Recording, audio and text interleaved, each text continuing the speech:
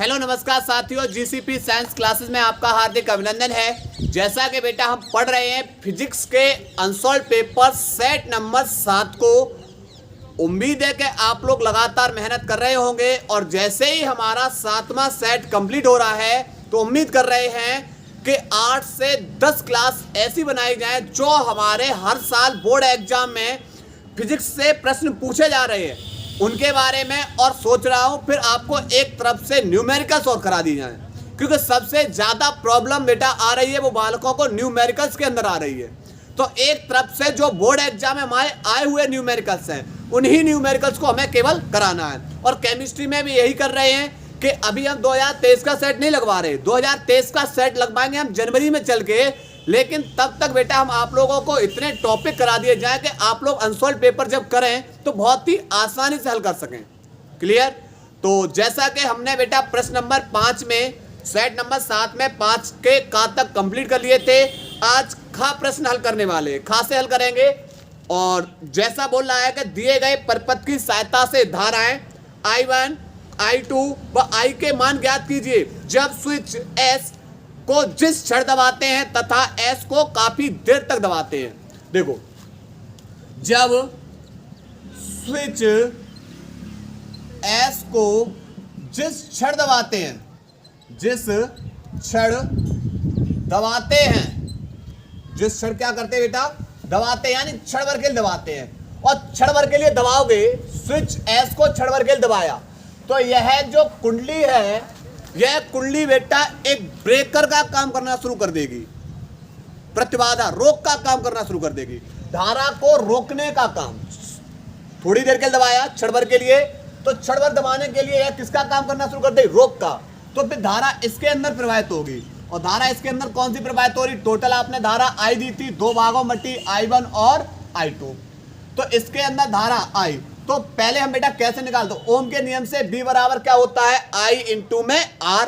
तो यहां से धारा इसके अंदर कितना आएगा, तो I बराबर B अपॉन R। B का वैल्यू कितने वोल्ट की बैटरी है, 10 बट्टे R बराबर कितना है, 5, अर्थात धारा I1 बराबर कितना एम्पियर निकला है, 2 एम्पियर। क्लियर? सेकेंड स्टेप, अब दूसरा है जब स्विच S को काफी देर दबाते हैं, काफी देर तक दबाते हैं। अब स्विच S को काफी देर तक दबाएंगे इसको, तो यह एक खुद बेटा जो कुंडली है, यह कुंडली खुद एक बेटा तार का काम करना शुरू कर देगी। और यहां से बेटा धारा कौन सी जा रही है, I2, तो I2 बराबर हो जाएगा B अपॉन R। और यहां पर कितने वोल्ट की बैटरी लगी हुई है, 10 बट्टे इसके अंदर प्रतिरोध कितना है, 10, अर्थात बेटा I2 बराबर कितने एम्पियर की धारा निकलेगी, 1 एम्पियर की धारा। कितने एम्पियर धारा निकलेगी, 1 एम्पियर की धारा। लेकिन हमें बेटा पूछिए I, तो I यानी कुल धारा, कुल धारा I बराबर होगा I1 प्लस I2 के। तो I1 का वैल्यू कितना है, तो आप बताओगे 2, और I2 का वैल्यू 1 बराबर बेटा टोटल कितना निकला, 3 एम्पियर। कितना एम्पियर निकलेगा, 3 एम्पियर निकलेगा। नोट करिए इस सवाल को, नोट करेंगे। इसके बाद बेटा प्रश्न नंबर 5वें का ग, और 5वें का ग बोल रहा है दिए गए परिपथ में प्रत्यावर्ती धारा स्रोत B बराबर 282 साइन 100 पाई इंटू में T वोल्ट से प्रदर्शित है। स्रोत का आंतरिक प्रतिरोध, यानी इसका जो आंतरिक प्रतिरोध है R डैश बराबर दे रखा है 200 ओम। तो ज्ञात कीजिए, पहला स्रोत वोल्टेज का वर्ग माध्य मूलमान, दूसरा परिपथ का प्रेरण प्रतिघात, तीसरी परिपथ की प्रतिबाधा। देखो, सबसे पहला हम इसकी तुलना करेंगे B बराबर B0 साइन ओमेगा T से। V0 की जगह बेटा मान दे रखा है 282 वोल्ट। क्लियर? उसके बाद हमें बेटा यहाँ पर और क्या मिल रहा है, हाँ ओमेगा बराबर बेटा मिल रहा है 100 पाई। ओमेगा बराबर कितना मिल रहा है, 100 पाई। उसके अलावा बेटा यहाँ पर ये C बराबर दे रखा है 10 पाई बट्टे F। 10/πf। क्लियर, ये फैरेड इसका मात्रक हो जाएगा।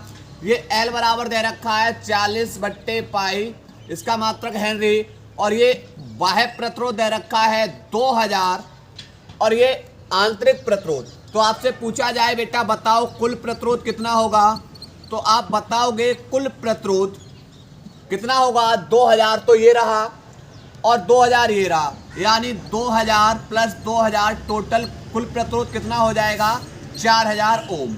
क्लियर, यानी 2000 ओम बाह्य प्रतिरोध है और 2000 ओम आंतरिक प्रतिरोध है। क्लियर, अब यहाँ से सबसे पहला स्टेप बेटा जो हमसे पूछा गया है वह पूछा गया है BRMS। तो BRMS बराबर होता है V0 अपॉन अंडर रूट में 2। V0 का वैल्यू कितना है, तो आप बताओगे 282 बट्टे अंडर रूट में 2।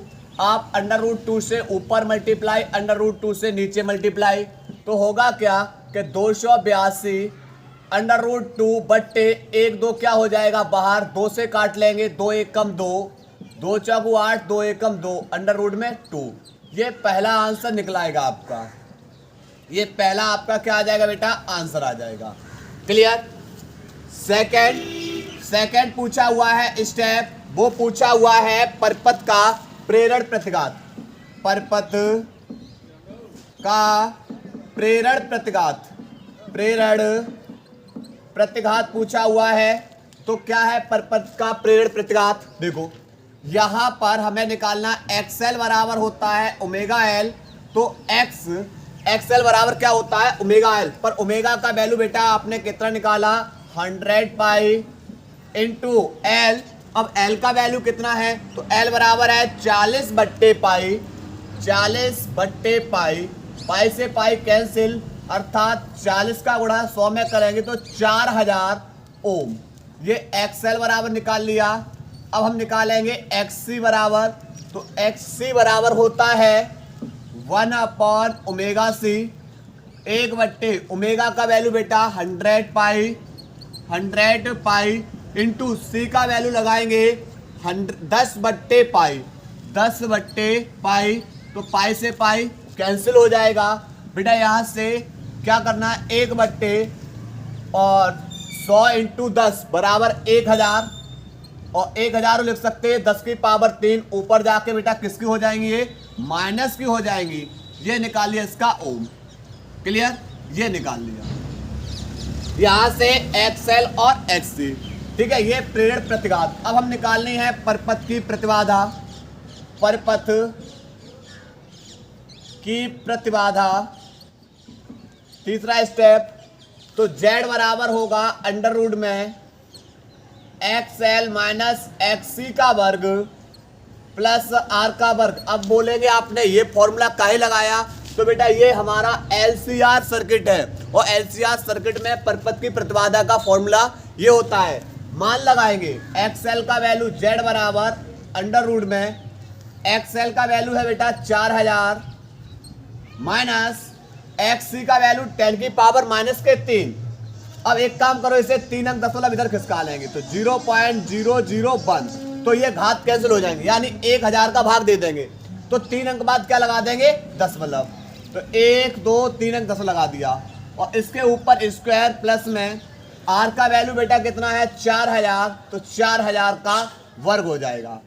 तो इसमें से जब इसे घटाएंगे तो 3999.999, और इसके ऊपर बेटा क्या आ जाएगा, स्क्वायर आ जाएगा प्लस 4000 का वर्ग, और इसके ऊपर बेटा चढ़ा हुआ है अंडर रूट। अब आप लोग करना क्या है, आप लोगों को बेटा करना है, सुनना यहाँ से, आप लोगों को इसका वर्ग यानी 2 बार इसका गुणा कर देना है और इसका वर्ग, दोनों का वर्ग करके जोड़ देना। उसके बाद जो इसका वर्गमूल निकलेगा वह लगभग में 4000 अंडर रूट में 2 निकलेगा। क्लियर, तो आप लोग बेटा इतना काम कर सकते हैं कि इसका वर्ग और इसका वर्ग दोनों को जोड़ देना। ठीक है, वर्ग करके दोनों क्या कर देना है, जोड़ देना है, आपका इतना वर्गमूल निकलेगा लगभग में। ठीक है, नोट करेंगे इस सवाल को, नोट करिए बेटा इस सवाल को।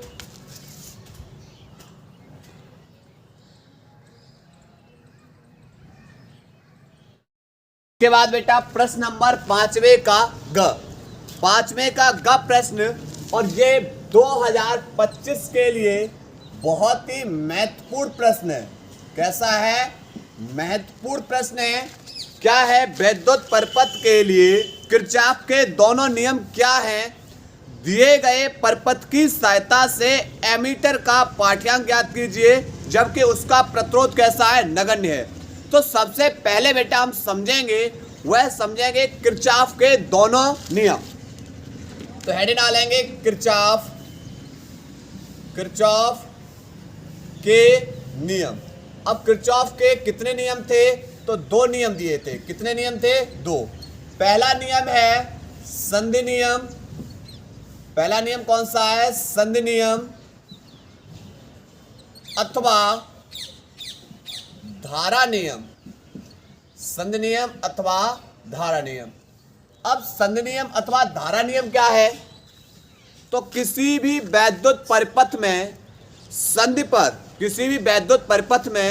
संधि पर मिलने वाली समस्त धाराओं का बीजगणितीय योग शून्य होता है। कितना होता है? शून्य होता है। संधि पर मिलने वाली समस्त धाराओं का बीजगणितीय योग कैसा होता है? शून्य होता है। कैसे? अब समझो।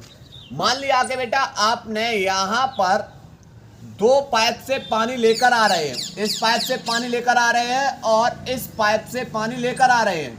मान लिया इससे 6 लीटर पानी लेकर आए और इससे 7 लीटर पानी लेकर आए। इन दोनों पाइपों का यहां पर क्या कर दी? संधि कर दी। और इस संधि से आपने 3 पाइप बाहर निकाल दिए। 3 पाइप से पानी को क्या कर दिया? ले जाएगा बाहर की ओर। ये वाला पाइप पानी को ले जा रहा है संधि से दूर, ये वाला पाइप पानी को ले जा रहा है संधि से दूर, और ये वाला पाइप क्या कर रहा है? पानी को ले जा रहा है। मान लिया यहां पर आपने इस वाले पाइप में 2 लीटर पानी जा रहा है, इस वाले पाइप में आपने मान लिया कि 3 लीटर पानी जा रहा है। तो टोटल पानी कितना गया? 2 पाइप से 5, और 2 पाइप से पानी आप कितना आ रहा है? 13 लीटर पानी आ रहा है, और 3 पाइप से हमें पानी को ले जाना है। और ये यहाँ पर क्या है? ये संधि है। इन सभी पाइपों की यहाँ पर क्या है? संधि है, जोड़ है। अब जब बताओ यहाँ से बेटा कि 3 और 2 5 लीटर पानी 2 पाइप से गया, तो फिर इस पाइप से कितना जाएगा? तो इस पाइप से आप बताओगे कि भाई 8 लीटर पानी जाएगा। कितना जाएगा? 8 लीटर। तो फिर मैं पूछूंगा कि इस संधि पर पानी कितना रुका? तो आप बताओगे 0। कितना बताओगे? 0। क्यों? क्योंकि 6 लीटर पानी इस पाइप से, 7 लीटर पानी इस पाइप से, 13 लीटर पानी आ रहा है इस संधि पर। और संधि पर कितने पाइप जोड़े आपने? 3 पाइप में से इस वाले पाइप से 3 लीटर पानी ले गए, इस वाले से 2 ले गए। कितना ले गए? 5। अब बचा 1 पाइप, तो फिर इससे कितना जाएगा? तो इससे कितना चला जाएगा? 8। तो यहाँ पर जो संधि पर पानी रुका वो कितना रुका? 0। सेम विद्युत परिपथ की घटना होती है। सेम ये घटना क्या होती है? विद्युत परिपथ के अंदर मान लिया कि 2 तार है जिनसे धारा आ रही है, 2 तार है जिनसे धारा आ रही है, 3 तार से धारा को हम क्या कर रहे हैं? ले जा रहे हैं। और यहाँ पर ये क्या है? संधि है। यहाँ पर ये क्या है? संधि है। मान लिया पहले वाले तार से धारा I1 ला रहे हैं, दूसरे वाले तार से धारा I2, और तीसरे तार से धारा I3 ले जा रहे हैं, चौथे तार से धारा I4 ले जा रहे हैं, और 5वें तार से धारा I5 ले जा रहे हैं। तो हम बोलेंगे कि जो ये संधि है, इस संधि पर मिलने वाली समस्त धाराओं का बीजगणितीय योग कैसा होता है? 0 होता है। अर्थात संधि का अर्थ क्या होता है? जोड़। संधि का अर्थ क्या होता है? जोड़। संधि की ओर आने वाली धारा को धनात्मक चिन्ह, संधि की ओर आने वाली धारा को धनात्मक चिन्ह, तथा संधि से दूर जाने वाली धारा को, जो धाराएं संधि से दूर जा रही है, इन धारा को ऋणात्मक चिन्ह द्वारा प्रदर्शित करते हैं। कैसे? अब देखो संधि की ओर धारा कौन सी आ रही है? I1, धनात्मक चिन्ह लेंगे। संधि की ओर और कौन सी धारा आ रही है? I2, धनात्मक चिन्ह लेंगे। अब संधि से दूर कौन सी धारा जा रही है? संधि से दूर जा रही है धारा I3, चिन्ह ऋणात्मक। संधि से दूर कौन सी धारा जा रही है? I4, चिन्ह ऋणात्मक। संधि से और कौन सी दूर धारा जा रही है? I5, चिन्ह ऋणात्मक। और इन सभी धाराओं का बीजगणितीय योग कैसा होता है? 0 होता है। ये सब माइनस के बेटा दूसरी ओर जाके किधर हो जाएंगे? जब दूसरी ओर भेजेंगे हम तो ये किसके हो जाएंगे? प्लस के हो जाएंगे। अर्थात I1 प्लस I2 बराबर, ये माइनस का दूसरी ओर जाके प्लस का, ये माइनस का दूसरी ओर जाके प्लस का, ये माइनस का अर्थात दूसरी ओर जाके प्लस का। तो I1 और I2 ये आ रही हैं संध की ओर आने वाली धारा, संध की ओर आने वाली धारा, आने वाली धारा, ये क्या बेटा संध की ओर आने वाली धारा। और I3 I4 और I5 क्या है, संध से दूर जाने वाली धारा, बराबर संध से दूर जाने वाली धारा, अर्थात संध की ओर आने वाली धारा बराबर होती है संध से दूर जाने वाली धारा के। अर्थात यह पहला नियम किस पे आधारित हो जाएगा, आवेश संरक्षण के नियम पर आधारित। किस पे आधारित हो जाएगा, आवेश संरक्षण के नियम पर आधारित। कैसे, आवेश न तो नष्ट किया जा सकता है ना ही उत्पन्न, इसे एक रूप से दूसरे रूप में परिवर्तित किया जा सकता है। तो यह पहला नियम किस पे आधारित है, पहला नियम लिखेंगे, यहां पर लिखेंगे किरचॉफ का प्रथम नियम। किरचॉफ का प्रथम नियम किस पर आधारित है, आवेश संरक्षण के नियम पर आधारित है, नियम पर आधारित है, आधारित है। क्लियर। तो अब हम इस पूरे के बारे में लिख ले रहे हैं। देखो लिखेंगे, किसी भी विद्युत परिपथ में, किसी विद्युत परिपथ में, परिपथ में संधि पर मिलने वाली, संधि पर मिलने वाली समस्त धाराओं, समस्त धाराओं का बीजगणितीय, बीजगणितीय योग शून्य के बराबर होता है, शून्य के बराबर होता है, बराबर होता है। अर्थात सिग्मा आई इक्वल टू कैसा हो जाएगा, 0। क्लियर। नए लाइन से लिखेंगे, यहां संधि का अर्थ, संधि का अर्थ जोड़ है संधि की ओर, संधि की ओर आने वाली धारा को, आने वाली धारा को धनात्मक चिन्ह तथा संधि से दूर जाने वाली धारा को ऋणात्मक चिन्ह द्वारा प्रदर्शित करते हैं, द्वारा प्रदर्शित करते हैं।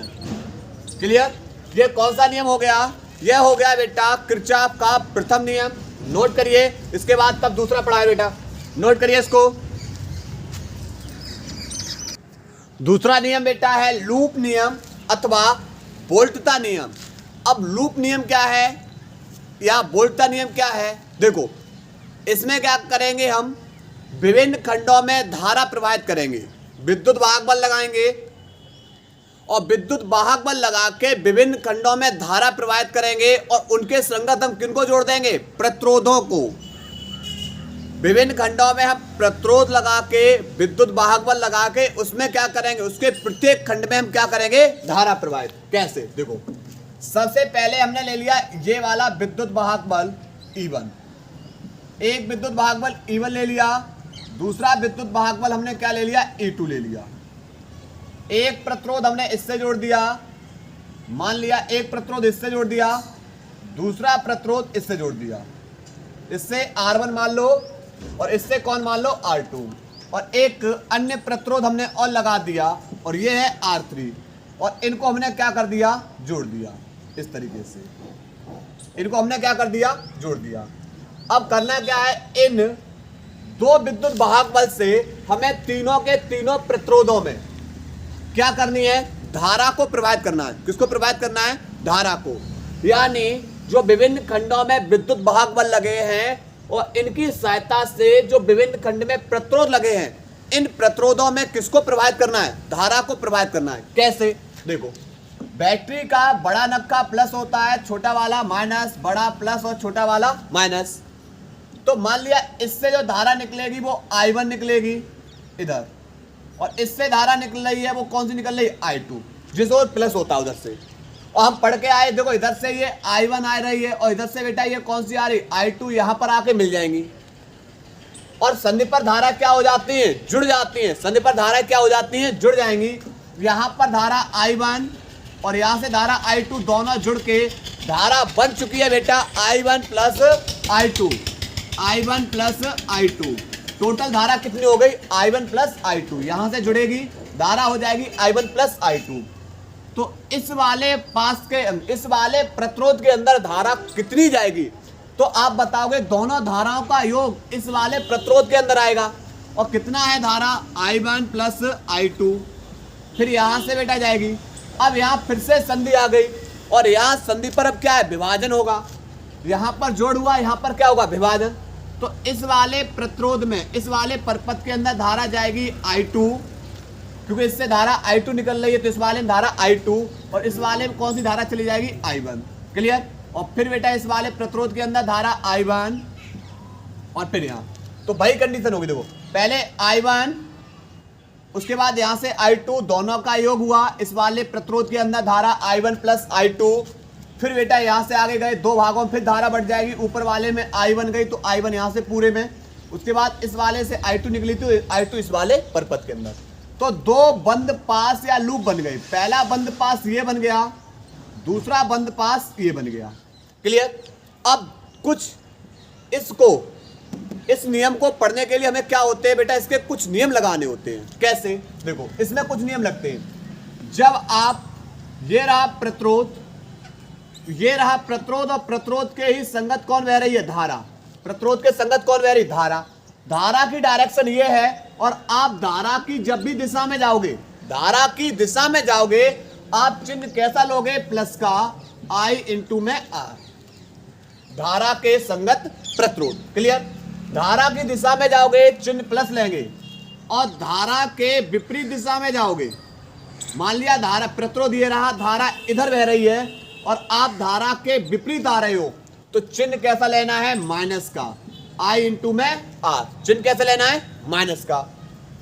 उसके बाद ऐसे ही अब आ जाएंगे विद्युत वाहक बल में कि कब विद्युत वाहक बल धनात्मक और कब ऋणात्मक लिया जाएगा। ध्यान रखो, ये प्लस टर्मिनल और ये माइनस। तो जब आप प्लस से माइनस की ओर जाओगे, प्लस से माइनस की ओर जाओगे, तो आप विद्युत वाहक बल कैसा लोगे, माइनस का। कैसा लोगे, माइनस का। और आप जब किधर जा रहे हो बेटा, आप जब माइनस से प्लस की ओर आओगे, माइनस से प्लस की ओर आओगे, तो विद्युत वाहक बल कैसा लोगे, प्लस का। ये बेटा नियम को, इस नियम को लगाने के लिए, यानी इस बंद पास पे ये नियम लगाएंगे तो हमें इसका क्या करना होगा, पालन करना होगा। इन चीजों का क्या करना होगा, पालन। कैसे, कैसे देखो इधर कर रहे हैं। तो यहां से सबसे पहले बंद पास एक में, पहले बंद पास एक में, बंद पास एक में, देखो पहला बंद पास ये रहा ना, चलेंगे। देखो सबसे पहले नाम दे दे रहे हैं, A B C D E F, A B C D E और F। क्लियर। अब हम पहला बंद पास ले रहे हैं, कौन से ले रहे हैं, A B E F A, A B E F A, A B E F A। Clear. देखो आप A से B की ओर जा रहे हैं, आप बोलोगे कोई प्रतिरोध नहीं है, A से B में बेटा कोई प्रतिरोध नहीं लगा हुआ है। फिर हम जा रहे हैं B से E की ओर, पर धारा की डायरेक्शन देखना बेटा, धारा की दिशा है ई से बी की ओर और हम जा रहे हैं बी से ई की ओर। चिन्ह कैसा लेंगे? माइनस का। इसके अंदर एक प्रतिरोध आया है R2 और इस R2 के अंदर धारा कौन सी बह रही है? I2। तो I2 इंटू R2। उसके बाद फिर हम चले B से E चले गए, फिर E से और F। E से F में गए, कोई प्रतिरोध नहीं लगा है, कोई प्रतिरोध नहीं लगा है। उसके बाद F से आएंगे A। F से जब हम A में आएंगे तो आप देखते हो कि एक प्रतिरोध और मिलेगा, वो प्रतिरोध है R1, पर इसमें धारा कौन सी बह रही है? I1। अब हम चल किधर रहे हैं? F से A की ओर, और धारा की दिशा भी किधर है? तो आप बताओगे इधर ही है, तो चिन्ह कैसा लेंगे? प्लस। बराबर होगा इस खंड में जितने भी विद्युत भागबल लगे हैं उनके बीजगणितीय योग के। अब इस खंड में कौन कौन से विद्युत भागबल लगे हैं? तो एक विद्युत भागबल ये लगा हुआ है, एक विद्युत भागबल ये लगा हुआ है। तो इसमें हम देखो चले थे बी से ई की ओर चल रहे हैं, यानी प्लस से माइनस की ओर चल रहे हैं। जब हम प्लस से माइनस की ओर चलेंगे, विद्युत भागबल लेंगे माइनस का। कौन सा विद्युत भागबल लगा हुआ है? E2, और एक विद्युत भागबल लगा हुआ ये। तो यहां से हम चल रहे हैं F से A की ओर, यानी माइनस से प्लस की ओर। विद्युत भागबल कैसा लेंगे? प्लस का। क्लियर? यानी E1, अर्थात इसे लिख सकते हैं I1 R1 माइनस के I2 R2 बराबर लिखेंगे E1 माइनस के E2। क्लियर? ये वाला, ये बंद पास 1 के लिए। ऐसे ही हम हल कर सकते हैं बंद पास 2 के लिए। बंद पास 2 में, अब बंद पास 2 कौन सा है? बंद पास 2 है B C D E B। B C D E और कौन है? B। क्लियर? ये दूसरा बंद पास है। अब B से C में कोई प्रतिरोध नहीं है, C से D में एक प्रतिरोध है। कौन सा है? R3, पर इसमें धारा बह रही है I1 प्लस I2। तो I1 प्लस I2। अब दिशा किधर है? हम चल किधर रहे हैं? तो हम चल रहे हैं C से D की ओर, धारा की दिशा में ही चल रहे हैं। चिन्ह कैसा लेंगे? प्लस का। उसके बाद D से E में कोई प्रतिरोध नहीं है। उसके बाद E से B की ओर, और E से B की ओर हम चल रहे हैं धारा की दिशा में ही, चिन्ह प्लस का। धारा I2 प्रतिरोध R2, धारा I2 प्रतिरोध R2 बराबर। इस खंड में कौन सा विद्युत भागबल लगा हुआ है? तो आप बताओगे केवल एक विद्युत भागबल आया हुआ है, और वो किधर है? हम चल किधर रहे? माइनस से प्लस की ओर, अर्थात विद्युत भागबल हमारा वो कैसा हो जाएगा? प्लस का। कैसा हो जाएगा? प्लस का। तो आप इस तरीके से बेटा नियम को हल करेंगे। क्लियर? तो इसके बारे में लिखेंगे, किसके बारे में लिखेंगे? किसी परपथ के प्रत्येक खंड, किसी परपथ के प्रत्येक बंद पास के विभिन्न खंडों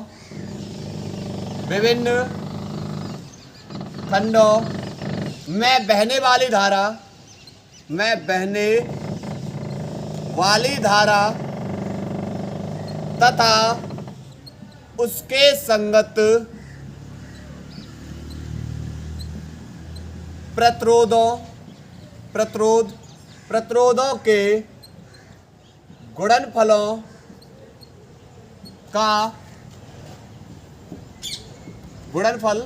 का बीजगणितीय योग उस खंड में लगे विद्युत वाहक बल के बीजगणितीय योग के बराबर होता है। अर्थात धारा के संगत प्रतिरोध का बीजगणितीय योग बराबर होगा उस खंड में लगे विद्युत वाहक बल E के। क्लियर? और उसके बाद आपको चित्र बनाना है। चित्र बनाने के बाद फिर इन इक्वेशन को लिखना है। बेटा ये चिन्ह जरूर लिखना है, इस चिन्ह पे बहुत आवश्यकता है। और यह नियम किस पर आधारित है? तो यह नियम द्रव्यमान संरक्षण के नियम पर आधारित है, के नियम पर आधारित है। क्लियर?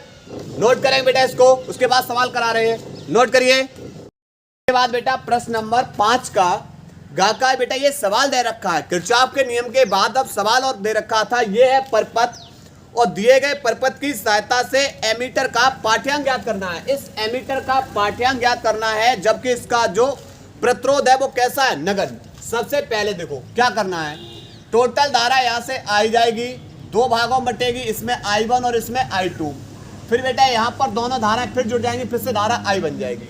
तो आप एक चीज देख रहे हो कि इन दोनों प्रतिरोधों के अंदर धाराएं भिन्न भिन्न है, और जब धाराएं भिन्न हो तो समांतर क्रम, विभव अगर भिन्न है तो कौन सा क्रम हो जाता है, श्रेणी क्रम। क्योंकि श्रेणी क्रम में धारा समान होती है और समांतर क्रम में विभव समान होता है। तो लिखेंगे 4 ओम व 6 ओम के प्रतिरोध समांतर क्रम में है, समांतर क्रम में है। जब ये समांतर क्रम में है तो फॉर्मूला लगाएंगे 1/r बराबर 1/r1 प्लस 1/r2, 1/r की वैल्यू 4 प्लस 1/r2 की वैल्यू 6। बेटा लास्ट का इसका आ जाएगा 12, 4 तिया 12 और 6 दूनी 12, अर्थात 5/12। 1/r बराबर 5/12 हो जाएगा, पर हमें निकालना क्या है, r। तो r बराबर हो जाएगा 12/5। 5 का भाग देंगे 12 में, 5 दूनी 10, 2 बचे, जाएगा नहीं भाग, 10 लगाएंगे, 5 चौक 20। क्लियर? तो ये बेटा हमने निकाल लिया, यहाँ से इन दोनों प्रतिरोधों को एक कर लिया, दोनों प्रतिरोधों को एक कर लिया, कितना हो गया 2.4। अब ये पूरा प्रतिरोध एक, चित्र कुछ इस तरीके से बन जाएगा बेटा, चित्र कुछ इस तरीके से कि ये पूरा का पूरा प्रतिरोध एक हो गया, कितना हो गया 2.4, और इससे एक नीचे प्रतिरोध और जुड़ा हुआ है, कितना जुड़ा हुआ है 2 ओम का। धारा आप बेटा यहाँ से I प्रवाहित करोगे, इसमें भी इस प्रतिरोध के अंदर भी धारा अब I आएगी और इस प्रतिरोध के अंदर भी धारा I। तो जब धारा समान है तो कौन सा क्रम हो जाएगा, श्रेणी क्रम। और श्रेणी क्रम में R बराबर R1 प्लस R2। R1 का वैल्यू बेटा कितना है 2.4 प्लस R2 का वैल्यू 2 बराबर 4.4 ओम। तो कुल प्रतिरोध कितना निकाला हमने, 4.4 ओम। अब सबसे पहले ये पता कर लेंगे इस परपथ के अंदर धारा कितनी है। तो धारा के लिए बेटा यहाँ पर विभव B बराबर दे रखा है 5 वोल्ट, धारा I निकालनी है। ओम के नियम से B बराबर I इंटू में R, तो I बराबर हो जाएगा बेटा B/R। I बराबर B/R। B का वैल्यू 5/R का वैल्यू 4.4, 10 बटा ऊपर 0, 2 से काट लेंगे 25 और 2 से ये 22, अर्थात I बराबर कितना निकला, I बराबर 25/22 एम्पियर। कुल धारा कितनी निकली है 25/22 एम्पियर। पर यहाँ पर जरा देखना, हमें पाठ्यांक तो इसके अंदर बताना है ना, किसके अंदर, एमीटर के अंदर बताना है, और इसके अंदर धारा I2 बह रही है। तो सबसे पहले इसके समांतर क्रम में यहाँ पर 4 ओम और 6 ओम के बीच क्या देख ले रहे, विभवांतर। 4 ओम व 6 ओम के मध्य विभवांतर, 4 ओम और 6 ओम के मध्य विभवांतर। B डैश बराबर I इंटू में R, तो B I का वैल्यू कितना है 22, 25/22 इंटू में R। 4 ओम और 6 ओम के बीच प्रतिरोध 2.4, 10 हटाएंगे, नीचे 0 बढ़ा ले रहे हैं। क्लियर? तो 5 से काट लेंगे, 5 दूनी 10 और 5 से ये 25 बार, और 2 से कट जाएगा ये 12 बार। क्लियर? तो 12 पंजे 60 और बट्टे कितना आ जाएगा 22, 12 पंजे 60/22 वोल्ट। क्लियर? ये B डैश बराबर निकाल लिया। अब हमें बताना क्या है, एमीटर का पाठ्यांक। तो एमीटर के पाठ्यांक में धारा कौन सी बह रही है, I2 बराबर हो जाएगा B डैश/R। पर एक चीज बताओ, I2 एमीटर धारा, इसमें देखो एमीटर में धारा I2, लेकिन इसके संगत प्रतिरोध कितना ओम लगा हुआ है 6 ओम, और B डैश का वैल्यू कितना है 60/22 इंटू में R कितने वोल्ट लगा हुआ है 6, तो 6 दाएं के 60, अर्थात 2 से काट लेंगे, 2 पंजे 10 और 2 से ये 11 बार, अर्थात 5/11 एम्पियर की क्या होगी, धारा प्रवाहित होगी। I2 बराबर कितना निकलेगा 5/11 एम्पियर। नोट करें बेटा इस सवाल को, नोट करिए। इसके बाद बेटा प्रश्न नंबर 5वें का घ। 5वें का घ बेटा हम सेट नंबर 4 के अंदर करा चुके हैं। प्रश्न नंबर हमारा 8वां है सेट नंबर 4 के अंदर। अब हम पढ़ने वाले हैं प्रश्न नंबर 5वें का ड़। और ड़ प्रश्न है बेटा, ये चित्र दे रखा है सवाल के अंदर। अब सवाल में बोल क्या रहा है? बोल रहा है कि चित्रानुसार एक बड़ी प्रकाश की किरण एक समकोण प्रिज्म है ए बराबर 90 के पृष्ठ AB पर 45 अंश पर आपतित होती है। निर्गत किरण पृष्ठ AC से, जो निर्गत किरण है वो पृष्ठ AC से स्पर्शवश अपवर्तित होती है। प्रिज्म के पदार्थ का अपवर्तनांक ज्ञात कीजिए। देखो, प्रिज्म के पदार्थ का अपवर्तनांक तो निकालना है। 45 अंश पे बेटा आपतित हो रही है, यानी आपतन कोण I 45 अंश है। ये I हो गया, तो ये वाला कौन हो जाएगा बेटा R। ये बेटा AC, यहाँ पर ये क्रांतिक कोण है, तो ये क्रांतिक कोण, और यानी क्रांतिक कोण अपवर्तन कोण R के कैसा होता है? इक्वल होता है ये C। तो आपसे अब पूछा जाएगा बेटा ये एंगल कितने हैं, यह एंगल कितने हैं, तो आप बड़े आसानी से बता दोगे कि ये भुजा पर ये क्या है? लंब, और लंब है बेटा इसमें से, लंब है तो इसमें से बेटा ये वाला कोण बेटा C है, ये 90 है पूरा, 90 में से ये कोण C है, तो ये वाला कितना बचेगा? तो आप बताओगे कि सर 90 में से C को हटा दीजिए, यही कोण बचेगा। ऐसे ही अब बेटा इधर देखते हैं इस वाली भुजा पे, तो इस वाली भुजा पे ये लंब है, तो आप बताओगे ये 90 है, पर 90 में ये वाला जो कोण है, ये वाला जो ये कोण है ये R है, तो ये वाला कितना बचेगा? तो आप बोलोगे कि सर 90 माइनस के R, कितना बचेगा? 90 माइनस के R। और हमें पता है, लेंगे त्रिभुज A P और Q दे रहे, त्रिभुज A P Q में, त्रिभुज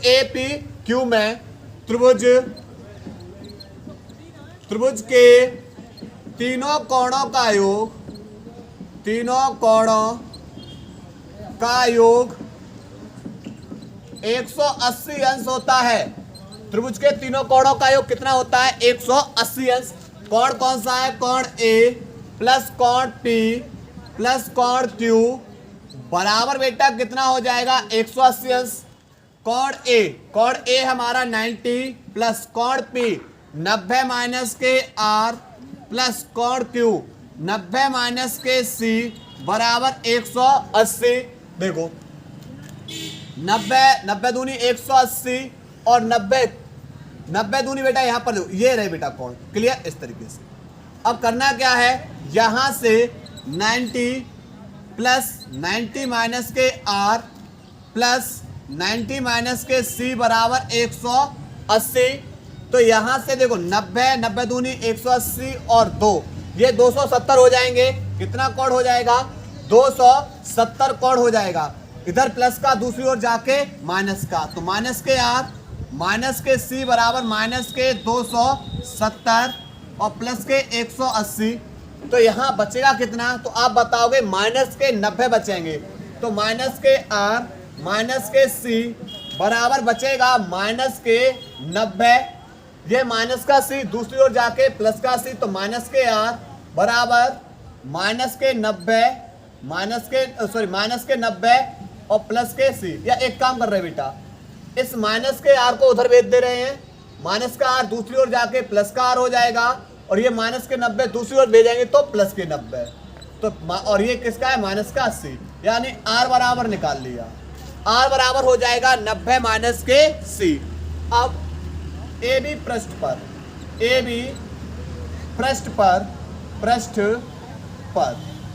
पृष्ठ पर अपवर्तनांक n बराबर, फॉर्मूला लगाएंगे, n बराबर होता है sin I बट्टे sin R। sin I का वैल्यू कितना है? 45 अंश। sin 45 बट्टे sin R का वैल्यू है 90 माइनस के C, 90 माइनस के C। क्लियर? और यहाँ पर sin 45 का वैल्यू होता है 1/√2 बट्टे sin 90 माइनस थीटा हो जाएगा cos थीटा, और cos थीटा की जगह कौन है? C। n बराबर, रूट को इधर ले लो, तो यहाँ पर n बराबर 1/√2 cos c, ये भाग में है, दूसरी ओर जाके गुणा में, तो n cos c बराबर 1/√2 बराबर 1/√2। क्लियर। यहां पर बेटा एक फॉर्मूला होता है 1 माइनस के साइन स्क्वायर थीटा बराबर होगा कॉस थीटा, बराबर क्या हो जाएगा कॉस थीटा। फॉर्मूला लगाएंगे n कोष्टक में बेटा n, उसके बाद इनटू में क्या लगाएंगे कॉस स्क्वायर थीटा बेटा, सॉरी यहाँ पर कॉस स्क्वायर थीटा बराबर होता है 1 माइनस के sine square theta. Cos square theta बराबर क्या होता है 1 माइनस के साइन स्क्वायर थीटा।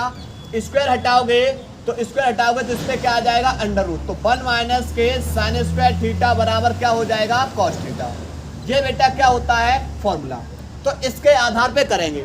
यहाँ पर कॉस सी है, यानी सी की जगह बेटा यहाँ पर कौन है, थीटा की जगह कौन है, सी है। तो यहाँ फॉर्मूला लगाएंगे अंडर रूट में 1 माइनस के साइन स्क्वायर और थीटा की जगह कौन है, सी, बराबर 1/√2। लेकिन आप बेटा पढ़ के आए अपवर्तनांक n बराबर होता है 1/sin c, तो साइन बराबर क्या हो जाएगा, साइन c बराबर हो जाएगा 1/n। पलट देंगे, लगाएंगे बेटा इसके अंदर, तो n इंटू में अंडर रूट में 1 माइनस साइन c बराबर लगाएंगे 1/n, पर साइन स्क्वायर है इसलिए बेटा यहाँ पर क्या हो जाएगा 1/n² बराबर 1/√2। क्लियर। दोनों पक्षों का वर्ग करने पर, दोनों पक्षों का वर्ग करने पर जब वर्ग करोगे तो यहाँ पर n², इससे बेटा रूट हट जाएगा, बचेगा 1 माइनस के n² बराबर 2 से रूट हट जाएगा। क्लियर। वर्ग से रूट हट जाएगा, n² का इसके अंदर गुणा कर देंगे, तो n² माइनस के n² बट्टे n² बराबर 1/2। इसका इसके अंदर मल्टीप्लाई कर दिया, ये कैंसिल हो जाएगा, तो n² माइनस के 1 बराबर 1/2। क्लियर। एक माइनस का दूसरी ओर जाके प्लस का हो जाएगा, तो 1/2 प्लस का 1, 2 एकम 2 और 1 3, तो n² बराबर 2 एकम 2 और 1 3/2। स्क्वायर हटाओगे अंडर रूट आ जाएगा, तो n बराबर हो जाएगा √3/2। n बराबर क्या हो जाएगा √3/2, और यह हमारा क्या हो जाएगा आंसर हो जाएगा। क्लियर। नोट करिए बेटा इस सवाल को, नोट करिएगा।